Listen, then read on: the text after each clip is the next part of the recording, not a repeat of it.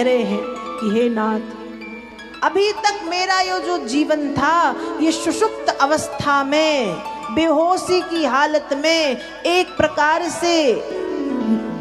प्रकार से मेरा जीवन नीरस भाव में कहीं पड़ा हुआ था।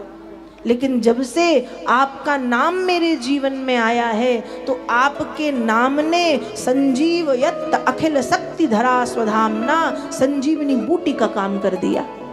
और आपके नाम की संजीवनी जब से मेरे जीवन में आई है, सुप्त अवस्था में सोया हुआ ये मेरा जीवन जाग गया है। नाथ, ऐसी कृपा कर दो कि दिन रात जब मैं सोऊं तो आपका नाम गाते गाते सो जाऊं, जब मैं जागूं तो आपके नाम को गाते गाते जागूं, मैं नाचूं तो आपके नाम में, मैं कहीं जाऊं तो आपका नाम लेते हुए, कहीं से आऊं तो आपका नाम लेते हुए, नेत्रों से जब आप नेत्र मेरे चाहते हैं कि दिन रात आपके स्वरूप का दर्शन हो, कान चाहते हैं कि दिन रात कानों से आपकी कथाओं का श्रवण करूं, सिर पर हाथ फेर के भक्ति का वरदान दिया। कहा पृथ्वी पर भक्त ध्रुव, और पृथ्वी को छोड़ करके जब आओगे तो ध्रुव तारा के नाम से जाने जाओगे। उत्तर दिशा में मैं स्वयं तुम्हारे लिए ध्रुवलोक का निर्माण करवाऊंगा। दुनिया के सारे तारे टूट जाएं, डूब जाएं, नष्ट हो जाएं, समाप्त हो जाएं, बह जाएं, लेकिन तुम न टूटोगे, न डूबोगे, न नष्ट होगे। तुम्हारा स्थान उत्तर दिशा में निश्चित और स्थायी होगा। 36,000 वर्ष तक तुम पृथ्वी पर शासन करोगे। भगवान ने ध्रुव जी महाराज को ये वरदान दिया। अब वरदान दिया, वरदान पाकर के ध्रुव जी घर आए। कथा आपको पता है कि जिस माता पिता ने अपमान किया था, हृदय से लगा के पिता ने गोद में बिठाया, सौतेली माँ ने मुख को चूमा, पर ध्रुव की जो वास्तव में माँ है उनका पता नहीं कि है कहाँ। जिस माँ की प्रेरणा से ध्रुव जंगल गए थे उस माँ का आता पता नहीं। वो माँ कहा वो माँ भगवान के मंदिर के सामने खड़ी होकर नृत्य कर रही हैं और कह रही हैं, पुत्रवती जुबती जग सोई, रघुपति भगति जासु सुत होई। अब तक पुत्र तो था पर पुत्रवती नहीं थी, आज पुत्रवती हो गई। किसी माँ की एक संतान हो और वो एक संतान भगवत भक्त बन जाए तो ऐसी माँ पुत्रवती कहलाती है। और किसी माँ की 10 संतानें भी हों और वो भगवान के चरणों में जिनका प्रेम ना हो, ऐसी 10 संतान होने के बाद भी माँ बांझ कहलाती है। सुनीति कह रही मैं पुत्रवती हो गई, क्यों? आज मेरा पुत्र भगवत भक्त बन गया। नृत्य करके भगवान के सामने कृतज्ञता ज्ञापित कर रही। समय बीता, ध्रुव जी ने 36,000 वर्ष तक शासन किया। ध्रुव जी के जो भाई हैं उत्तम, यक्षों के साथ युद्ध करते समय मारे गए। 36,000 वर्ष तक शासन करने के बाद जीवन की अंतिम यात्रा बद्रीनाथ के लिए ध्रुव जी प्रस्थान करते हैं। बद्रीनाथ में जाकर के तपस्या करते हैं। एक दिन जब ध्रुव जी तपस्या से जागे, सामने देख रहे हैं, वेद व्यास जी लिखते हैं, तदोत्तान पदः पुत्रो ददर्शान्तकमागतम् मृत्योर्मूर्धनिं पदं दत्त्वा आरूरोहाद्भुतं गृहम्। ध्रुव जी महाराज के नेत्र खुल गए और ध्रुव जी महाराज ने जब सामने देखा तो एक सुंदर सी देवी खड़ी है हाथ जोड़ के। ध्रुव जी कह रहे आप कौन? वो कह रही मैं मृत्यु आपको लेने आई हूँ। ध्रुव जी ने कहा चलो। अब मृत्यु सिर झुका के खड़ी है। ध्रुव कह रहे देवी विलंब आप कर रही हो, देर आप कर रही हो, मैं तो कब से तैयार खड़ा हूँ, ले चलो। किस बात की देर है? मृत्यु कह रही महाराज जब दुनिया के लोगों को लेने के लिए आती हूँ तो किसी को रस्सी से बांध करके घसीटते हुए ले जाती हूँ, किसी को कोड़े से मारते हुए ले जाती हूँ, किसी को नाखूनों से नोचते हुए ले जाती हूँ, किसी को दांतों के नीचे दबा करके भयंकर यातनाएं देते हुए ले जाती हूँ। लेकिन हे महाराज ध्रुव, आपकी भक्ति को देख करके मृत्यु का भी सिर झुक गया है। अर्थात मैं मृत्यु आपसे ये प्रार्थना करती हूँ कि मेरे सिर पर पैर रख करके आप भगवत धाम के लिए प्रस्थान करें। और मृत्यु के सिर पर पैर रख के ध्रुव जी महाराज भगवत धाम के लिए प्रस्थान करते। ये भक्ति की महिमा है, इसलिए भैया यदि भागना है तो मुक्ति के, रिद्धियों के, सिद्धियों के, संपत्ति के पीछे मत भागो। यदि भागना है तो भक्ति के पीछे भागो, भक्ति महारानी के चरणों को पकड़ो, क्योंकि ठाकुर जी की प्रेयसी का नाम है भक्ति। और भक्ति महारानी ने कहीं कृपा कर दी तो ये रिद्धि सिद्धि मुक्ति तुम्हारे आजू बाजू फटकेंगी भटकेंगी। तो ध्रुव जी महाराज ने मृत्यु के सिर पर पैर रखा, भगवत धाम के लिए गमन किया। इस तरह से श्रीमद् भागवत जी में ध्रुव जी के पावन चरित्र का वर्णन श्री वेद व्यास जी महाराज करते हैं और भक्ति के महत्व को बताते हैं कि व्यक्ति के जीवन में भक्ति का कितना महत्व है, भक्ति करनी चाहिए, भक्ति होनी चाहिए, भक्ति करने से क्या होता है, ये ध्रुव जी महाराज का चरित्र कह रहा है। तो अब एक बार जय श्री कृष्ण तो बोलना ही पड़ेगा। बोलिए श्री वृंदावन लाल की जय। थोड़ा जोर से बोल दो। कल भी मैंने आपसे कहा था ऐसे सुस्त से बैठ जाते हो आके कि बस भोजन करके यहीं आके बैठे हो, बस कुछ टिकोना मिल जाए तो टिक के यहीं सो जाएंगे। थोड़ा जोर से बोल दिया करिएगा। बोलिए वृंदावन बिहारी लाल की जय, राधा रानी सरकार की जय। आइए कुछ क्षण के लिए भगवान नाम संकीर्तन करते हैं, तत्पश्चात पुनः भगवत कथा में प्रवेश करेंगे। और सभी गाइएगा भाव से, वाणी का सहयोग, भरपूर ताली की सेवा प्रदान करते हुए सभी गाएंगे, सभी बोलेंगे। और क्या कहना है भाव से। मोरी रंग दे चुनरिया राम रंग में, मोरी रंग दे चुनरिया, हाँ मोरी रंग दे चुनरिया राम रंग में, मोरी रंग दे चुनरिया राम रंग में।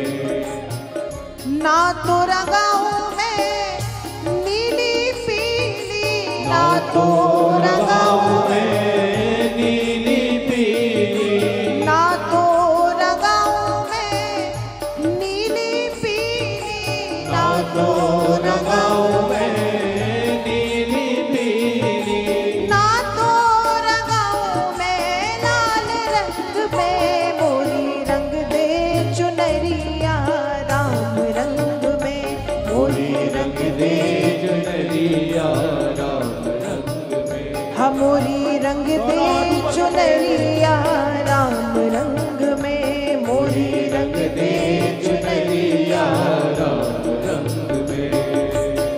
ताली सेवा करें भाव से।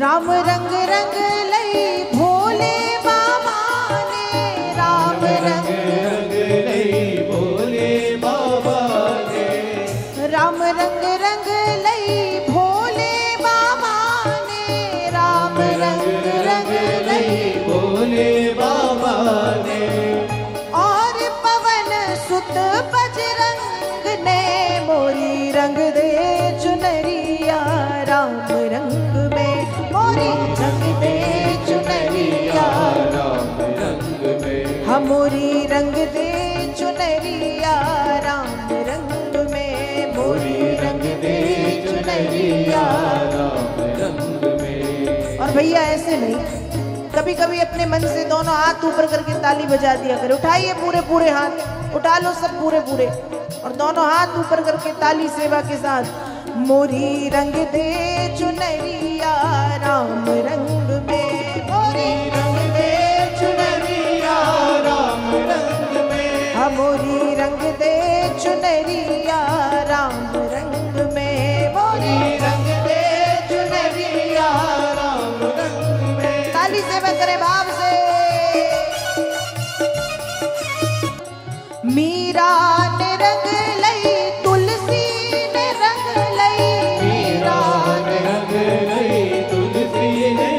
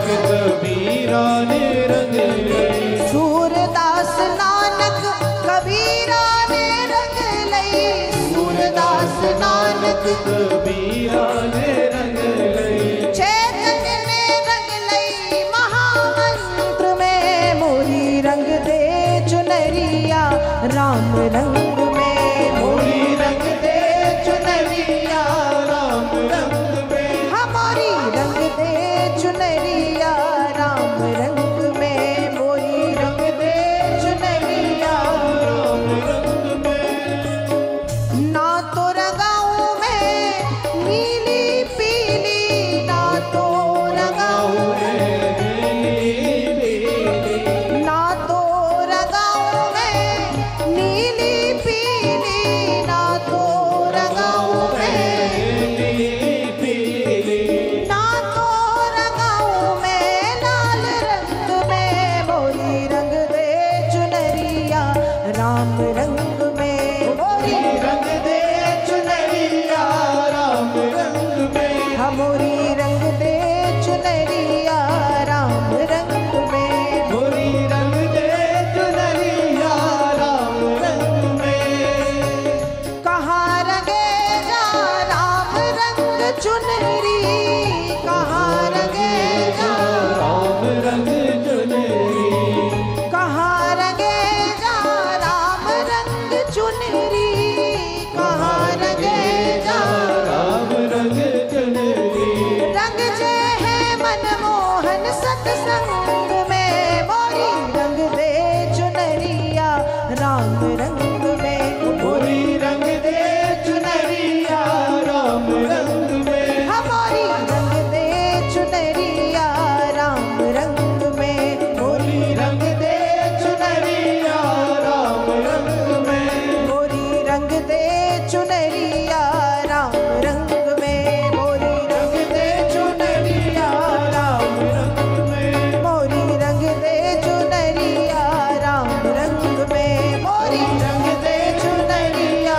राम रंग में, मोरी रंग दे चुनरिया राम रंग में, मोरी रंग दे चुनरिया राम रंग में, मोरी रंग दे चुनरिया राम रंग में, मोरी रंग दे चुनरिया राम रंग में, मोरी रंग दे चुनरिया राम रंग में, मोरी रंग दे चुनरिया राम रंग में, मोरी रंग दे चुनरिया राम रंग में। बोलिए श्री वृंदावन बिहारी लाल की जय राधा रानी सरकार की जय श्री हनुमान जी महाराज जी की की जय।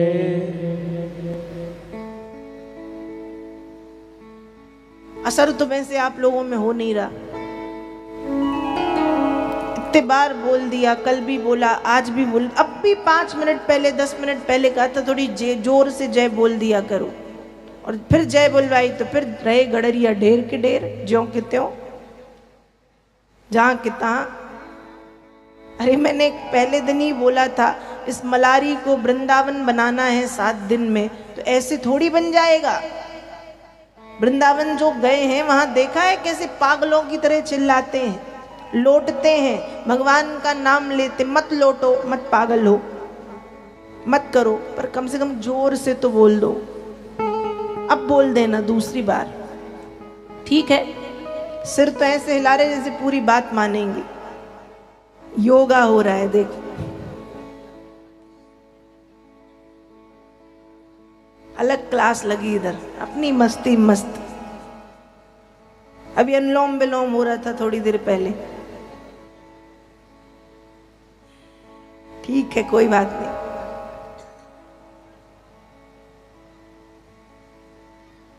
बोली वृंदावन बिहारी लाल की, हनुमान जी महाराज की।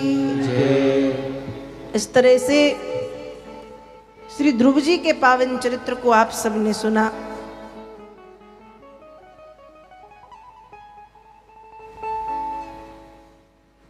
और भक्ति के महत्व को जाना, भक्ति के महत्व को जाना, भक्ति के महत्व को समझा। ध्रुव जी महाराज के वंश में आगे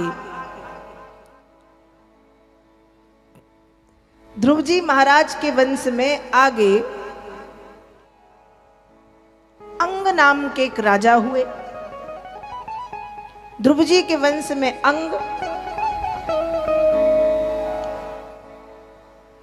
के वंश में बैन,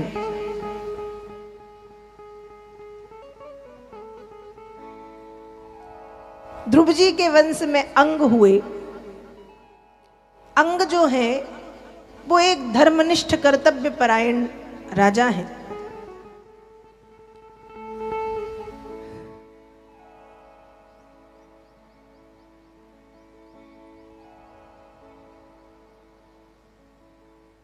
कर्तव्य परायण राजा है अंग। अंग के वंश में है बैन, अंग के पुत्र बैन। अब अंग जितने अच्छे, बैन उतने ही पापी अत्याचारी। और भैया सिर्फ पापी अत्याचारी नहीं, बैन इतना बुरा राजा कि बैन कहता है कि दुनिया में मैं ही भगवान हूं, दूसरा कोई भगवान नहीं है, सब मेरा पूजन करेंगे। जो भगवान की पूजा करेगा उसको मौत के घाट उतार दिया जाए। अब बैन राजा तो सभी उसकी बात माने। जाने हरि त्यागो ताई त्यागो सब लोगन ने, ऐसे ही बैन नृप डरो नाही पाप से। आप ही ब्रह्मा शिव विश्वनाथ कहवायो, काहू को अधिक नाही समझे है आपसे। सूर्य और चंद्रमा मेरे ही प्रकाश होत, देवताओं में महातेज मेरो ही प्रताप है। बुरो होत शालिग्राम विप्रन को दुख देवो, और बैन को विनाश भयो विप्रन के श्राप से। अत्याचारी, आताताई, पापी, दुष्ट वैन कहता सूर्य का प्रकाश मेरे कारण, चंद्रमा की चांदनी मेरे कारण, जल में जो शीतलता वो मेरे कारण, देवताओं में जो शक्ति वो मेरे कारण। मैं ही शिव, मैं ही ब्रह्मा, मैं ही विष्णु, मेरा पूजन करो। पूजा पाठ हवन जप तप यज्ञ सब बंद करवा दिए उसने। बहुत अत्याचार करता, इतना अत्याचार बढ़ गया कि उससे ब्राह्मण परेशान हो गए और परेशान होके उसको श्राप दिया। ब्राह्मणों के श्राप से बैन मर गया। लेकिन अब बड़ी समस्या, जब तक राजा था तो राजा के अत्याचार से प्रजा दुखी थी। अब राजा नहीं है तो बिना राजा के राज्य में अराजकता फैल गई। देखो अभी एक राजा अत्याचार करता था, सिर्फ एक, और पूरी प्रजा डरती थी। अब राजा है ही नहीं, अब बिना राज्य की प्रजा में सब अपने अपने राजा हैं। चोरी हो रही है, लूट हो रही है, डकैती हो रही, मारपीट हो रही, हत्या हो रही, अत्याचार हो रहे, दुराचार हो रहे। बिना राजा के राज्य में अराजकता फैल गई। ब्राह्मणों ने ये देखा तो ये और बुरा लगा, क्या किया जाए। बैन के शरीर का मंथन किया गया। ब्राह्मणों के मन में ये बात आई कि दुनिया में यदि कोई इंसान है जिसमें 100 अच्छाइयां हैं, तो ध्यान रखिएगा 100 अच्छाइयों वाले में भी एक बुराई कहीं ना कहीं होती है। क्योंकि यदि थोड़ी भी बुराई नहीं होगी तो भगवान ना बन जाएंगे हम। तो यदि किसी में 100 अच्छाइयां हैं तो एक बुराई होगी, और किसी में 100 बुराइयां हैं तो एक ना एक अच्छाई भी होती ही है। तो ब्राह्मणों ने सोचा ये तो ध्रुव जी के वंश में हुए हैं, अच्छाई पक्के में कोई ना कोई होगी, क्या किया जाए। बैन के शरीर का मंथन हुआ। नाभि का निचला भाग अपवित्र माना गया। नाभि के निचले भाग का जब मंथन हुआ तो एक बौने छोटे कद का एक काला पुरुष नाभि के निचले भाग के मंथन से उत्पन्न हुआ। हाथ जोड़ के ब्राह्मणों के सामने खड़ा, क्या करें। ब्राह्मण ने कहा निषीद, बैठ जा। बैठ गया। थोड़ी देर बाद जंगल गया, जिससे निषाद नाम की एक जात उत्पन्न हुई। फिर नाभि के ऊपरी भाग का जब मंथन हुआ तो नाभि का ऊपरी भाग पवित्र माना गया है। नाभि के ऊपरी भाग के मंथन से वेद व्यास जी लिख रहे, एष विष्णोर भगवतः कला भुवन पालनी यम चो लक्ष्म्याः संभूति पुरुषस्यान पायनी। जब नाभि के ऊपरी भाग का मंथन हुआ तो श्री हरि नारायण के अंशावतार महाराज पृथु, श्री हरि नारायण के अंशावतार महाराज पृथु और मां लक्ष्मी की अंश महारानी अर्ची, पृथु और अर्ची उत्पन्न हुए। फिर इन्होंने उस राज्य की व्यवस्थाओं को देखना शुरू किया। अब महाराज पृथु राज्यपाट देखते राज्य में बड़ी खुशहाली है, सब खुश हैं, सब अच्छे से चल रहा है, कोई अत्याचार नहीं, शांति बनी। लेकिन इसके बाद भी एक दिन महाराज पृथु अपने राज्य का भ्रमण करने जब निकले तो महाराज पृथु देख रहे कि हमारी प्रजा भूखी है। हमारी प्रजा कैसी है? भूखी। लोगों से पूछा तो पता चला कि महाराज पृथ्वी में यदि हम कुछ अन्न धान्य बोते हैं तो पृथ्वी हमको वापस नहीं कर रही है। न जल मिल रहा है, सूखा पड़ा हुआ है चारों तरफ, न अन्न मिल रहा, न फूल मिल रहे, न फल मिल रहा, न औषधियां मिल रही, कुछ भी नहीं। ये पृथ्वी अत्याचार करने लगी। अब महाराज पृथु को क्रोध आया तो महाराज पृथु ने धनुष पर बाण चढ़ाई और कहा कि इस पृथ्वी को समाप्त कर दूंगा। उस समय पृथ्वी गाय का रूप बना करके भागती है। एक स्थान पर जो गाय के रूप में पृथ्वी है वो रुकती है और एक देवी का रूप धारण करके महाराज पृथु से कहती हैं, इतने बड़े राजा होने के बाद स्त्री पर हाथ उठाएंगे? क्या कारण है कि आप जैसा यशस्वी राजा मुझे इस तरह से मारने की स्थिति में? तब महाराज पृथु कह रहे हैं कि देवी, एक राजा का पहला कर्तव्य, पहला धर्म अपनी प्रजा की रक्षा और पालन पोषण है। और मैं देख रहा हूं कि राज्य में ऐसे कोई गलत कार्य तो हो नहीं रहे, उसके बाद भी मेरी प्रजा के साथ अब आप ये दुर्व्यवहार क्यों कर रही कि अन्न धान्य, जल, फूल, फल, औषधियां देना आपने बंद कर दिया? ऐसा क्यों? उस समय पृथ्वी मैया ने कहा कि महाराज, आपके राज्य में न जाने कब से जप, तप, कीर्तन, नृत्य, हवन, पूजा पाठ, कोई भी धार्मिक अनुष्ठान नहीं हुए हैं। और ध्यान रखिएगा, जिस पृथ्वी पर कीर्तन नहीं किया जाता, जिस पृथ्वी पर नृत्य, जप, तप, हवन नहीं किया जाता, वो पृथ्वी भी अतृप्त हो जाती है। और जो खुद अतृप्त है वो दूसरों को तृप्त कैसे करेगी? उस समय पृथ्वी की बात सुन के महाराज पृथु ने खूब कीर्तन कराया, हवन करवाए, यज्ञ के कार्य, अनुष्ठान के कार्य कराए। और जहाँ पृथ्वी तृप्त हुई तो पृथ्वी ने फिर अन्न धान्य, जल, फल, फूल सब देना शुरू कर दिया। इस बात से यह बात सिद्ध होती है कि जिस पृथ्वी पर जप, तप, कीर्तन, नृत्य, भजन, पूजा पाठ इत्यादि ये कर्म होते रहते हैं, वह पृथ्वी भी तृप्त हो जाती है, तृप्ति का अनुभव करती है। इसलिए ये जो सुंदर सुंदर कार्य है ये होते रहने चाहिए। इस तरह से ध्रुव जी के वंश में अंग, अंग के वंश में वैन और वैन से पृथु अर्ची।